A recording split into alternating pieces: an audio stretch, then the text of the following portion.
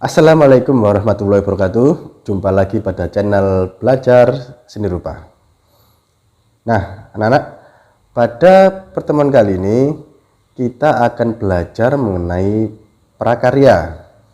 Nah, dalam prakarya yang kita pelajari pada kesempatan kali ini, kita akan belajar mengenal yang namanya kerajinan seputar bahan lunak alam. Jadi yang ada di alam ya. Bahan-bahan lunak yang ada di alam yang nantinya kita akan buat menjadi sebuah kerajinan. Jadi itu yang kita pelajari pada pertemuan kali ini. Nah, sebelum Pak Widi menyampaikan ke materi, tadi Pak Widi akan mengenalkan dulu pengertian dari apa sih yang namanya kerajinan bahan lunak alam itu.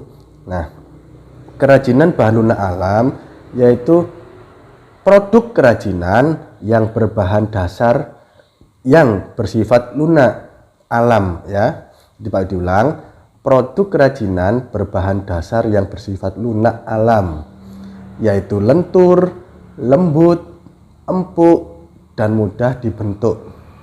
Nah, jadi sifat-sifat tadi itu didapat dari bahan alam di sekitar kita ya. Jadi kita mengambil bahan dari alam yang memiliki sifat tadi, yang lentur, lembut, empuk, itu kita ambil dari alam langsung, kemudian kita olah, kita buat menjadi sebuah kerajinan. Itu adalah pengertian dari kerajinan bahan lunak alam. Jadi bahannya yang mudah dibentuk, yang kita mencari bahannya itu dari alam. Dari sini sudah paham ya?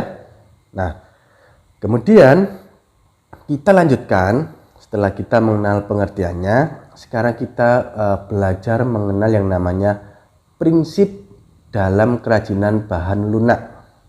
Ya, prinsip itu adalah jadi yang kita membuat kerajinan bahan lunak, kita harus tahu yang namanya prinsip atau dasarnya, pokoknya.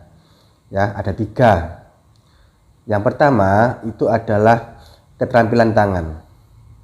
Ya, jadi apa sih keterampilan tangan itu? Nah, yaitu kerajinan yang dibuat dengan menggunakan keterampilan tangan ya, meskipun dibuatnya itu secara massal ataupun banyak.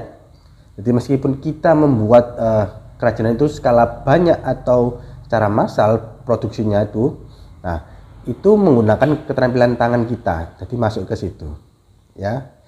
Misalkan seseorang yang membuat kerajinan anyam rotan misalkan, dia dapat orderan banyak, dia kerjakan menggunakan tangan langsung, itu masuk ke keterampilan tangan ya. Nah, kemudian yang kedua ada keterampilan teknik. Nah, keterampilan teknik itu lebih detail, lebih teliti daripada keterampilan tangan ya. Jadi yang dimaksud keterampilan teknik itu apa sih? Jadi adalah kerajinan dibuat secara berulang-ulang dan didasari dari keterampilan teknik atau keprigelan ya. Jadi produk yang dibuat itu punya ciri khas tangan yang detail dan rumit. Jadi karya yang dibuat itu memiliki ciri khas yang mungkin orang lain itu tidak bisa meniru karya yang dibuat itu karena dia memiliki ciri detail yang rumit. Contohnya misalkan membuat keramik ya, vas bunga misalkan ya, si A atau si pembuatnya, si A ini pasti dia punya ciri bentuk yang tidak dimiliki oleh si B, si pembuat yang lain ya. Jadi itu yang dinamakan keterampilan teknik ya. Sama-sama dibuat manual tapi karyanya itu memiliki ciri khas yang lain daripada orang lain. Itu adalah keterampilan teknik ya. Jadi bentuknya lebih detail. Nah, kemudian yang ketiga ada kedaerahan atau tradisional, yaitu kerajinan yang dibuat dengan teknik keterampilan tangan ya, yang masih dasar itu keterampilan tangan yang masih dipengaruhi oleh adat istiadat daerah setempat. Jadi sama-sama kerajinan tangan ya, dibuat oleh tangan, tapi karyanya itu memiliki ciri adat istiadat daerah tertentu ya. Jadi masih bersifat kedaerahan. Ya, itu arti dari kedaerahan atau tradisional. Pasti memiliki ciri khasnya. Ya, misalkan dari Kalimantan itu memiliki ciri ukiran atau bentuk ya yang khas. Di Jawa atau Madura itu cirinya beda-beda, cirinya khas tertentu ya. Itu kedaerahan. Sudah paham dari sini ya? Nah, kemudian kalau sudah paham, kita belajar mengenal jenis dan karakteristik kerajinan bahan lunak alam. Ya, jadi kita mengenal jenis-jenis bahan lunak alam itu apa sih dan karakternya itu bagaimana. Nah, Pak Udi menyebutkan 5. Yang pertama ada tanah liat atau clay. Ya, semuanya pasti tahu kan tanah liat itu ada di sekitar kita. Biasanya di depan rumah atau belakang rumah pasti ada tanah liat ya. Yang kalian tahu tanah liat itu warnanya apa? Apakah coklat atau hitam? Ya, jadi tanah liat itu ada bermacam-macam nak. Ya, yang baik yang mana itu dilihat dari teksturnya. Jadi yang pertama tanah liat atau clay. Nah, ciri tanah liat dibandingkan tanah liat lain itu adalah cirinya liat atau lengket atau kalis ya, mudah dibentuk, tidak mudah putus. Itu ciri tanah liat yang bagus. Kita bentuk, kita gelintir memanjang itu tidak mudah putus. Ya, itu artinya liat. Nah, kemudian yang kedua, sulit menyerap air. Ya, jadi sulit menyerap air. Jadi meskipun sudah kita padatkan, itu kena air itu air nggak bisa masuk ya. Itu makanya bentuknya liat atau kalis. Nah, kemudian yang ketiga, dapat pecah menjadi butiran halus saat keadaan kering. Jadi tanah liat itu kalau keadaan kering di alam ya, kering musim kemarau itu dapat keras kemudian pecah ya. Kalau kita pegang itu menjadi butiran halus. Nah, kemudian warnanya hitam terang atau hitam keabu-abuan. Itu ciri tanah liat. Yang sering dipakai untuk kerajinan yaitu berwarna coklat kekuningan. Ya, itu yang sifatnya kalis, lentur, enak dibentuk. Sampai dijual ya. Sampai dijual untuk kerajinan, itu tanah liat yang bagus. Jadi yang sudah dijual itu sudah mengalami pengolahan ya. Jadi tidak ada butiran-butiran kerikil, jadi dia sudah halus, sudah kalis atau liat, jadi mudah kita bentuk. Ya, itu tanah liat. Sambil dilihat contohnya ya. Nah, kemudian yang kedua, jenis dan karakteristik yang kedua adalah kulit. Nah, semua pasti kenal kulit ya, kerajinan kulit. Yang terkenal dari daerah mana kira-kira kerajinan kulit? Salah satunya adalah Garut ya, Jawa Barat sana. Nah, kulit itu yang biasanya dipakai untuk kerajinan adalah kulit apa kira-kira nak?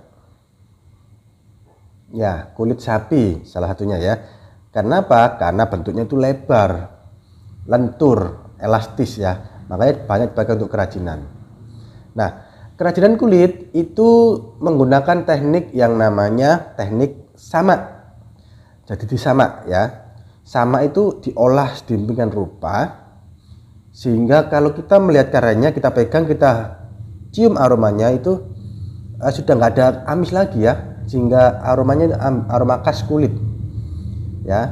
Makanya karya kerajinan kulit itu harganya mahal. Kalau asli ya itu mahal. Kenapa? Meskipun mahal banyak dicari orang, karena yang pertama adalah daya tahannya atau durability ya.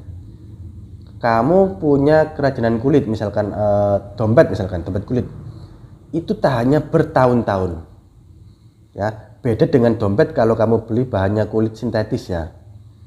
Beda, mungkin beberapa bulan sudah sobek atau pecah-pecah. Kalau kulit tidak, bertahun-tahun itu awet ya. Nah, bagaimana cara mengetahui kulit asli dengan palsu? Itu bisa kita bakar ya. Biasanya kalau orang jualan kerajinan kulit itu pasti ditawarkan, silakan dibakar, dites. Kalau kulit asli dibakar itu dia nggak melepuh ya, nggak melepuh.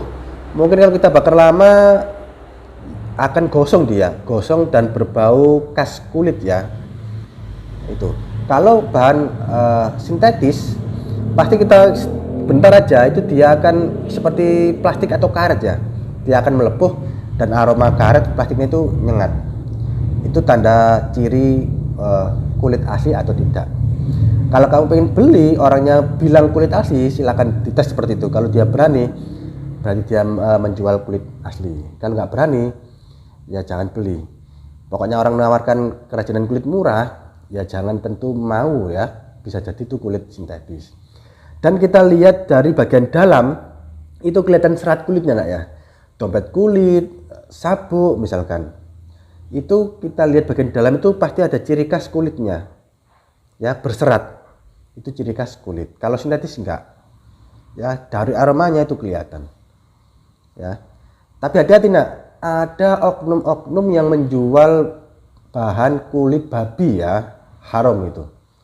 Kalau kulit babi tandanya itu kalau kita lihat dari detail itu ada seperti pori-pori atau bintik seperti titik 3 ya. Titik 3. Itu dari kulit babi. Jadi hati-hati juga kalau kalian beli kerajinan kulit, kamu tes benar-benar. Cari orang yang jualan itu yang bagus ya, yang terpercaya, yang sudah lama jualan kulit seperti itu. Itu kulit. Jadi karyanya itu ada banyak macamnya, ada topi, ikat pinggang, dompet yang sering dijual ya, itu jaket kulit dan lain-lain. Yang terkenal itu dari Garut ya, jaketnya itu, jaket kulit, sepatu kulit, nah itu mahal itu ya, bisa jutaan harganya. Nah kemudian yang ketiga ada yang namanya getah nyatu. Nah getah nyatu itu dari pohon nyatu. Tadi pohon ini kurang lebih tumbuh 6 bulan itu bisa mencapai 8 meter di Kalimantan Tengah ya. Jadi banyak digunakan jadi kerajinan. Nah kerajinannya berupa bisa anyaman ataupun bentuk-bentuk etnis atau khas Kalimantan Tengah sana. Sambil dilihat contoh gambarnya ya. Jadi di sana itu Kalimantan kan banyak pohonnya ya. Dulu pernah dinyatakan paru-paru dunia karena masih alami, banyak pepohonan rindang, hutannya banyak. Jadi masyarakatnya menggunakan getah nyatu ini salah satunya adalah sebagai buat kerajinan ya. Dan kerajinannya pun bentuknya khas dari daerah setempat yaitu Kalimantan Tengah sana. Ya, itu jadi diolah. Nah, kemudian yang keempat ada floor clay. Ya. Floor clay atau tepung clay. Ya, clay itu kan tadi istilah dari tanah liat ya. Jadi ini teksturnya seperti tanah liat tapi terbuat dari tepung ya. Jadi bahan tepung diolah menjadi adonan yang kalis sehingga menyerupai bentuk tanah liat dan kita bentuk bisa menjadi berbagai macam bentuk ya. Kita beri pewarna atau bahkan kita beri pewangi ya, aroma itu bisa ya. Nanti tinggal dikeringkan, bentuknya keras seperti clay atau tanah liat. Jadi itu, atau istilahnya tepung clay ya. Nah, kemudian yang terakhir ada yang namanya bubur kertas.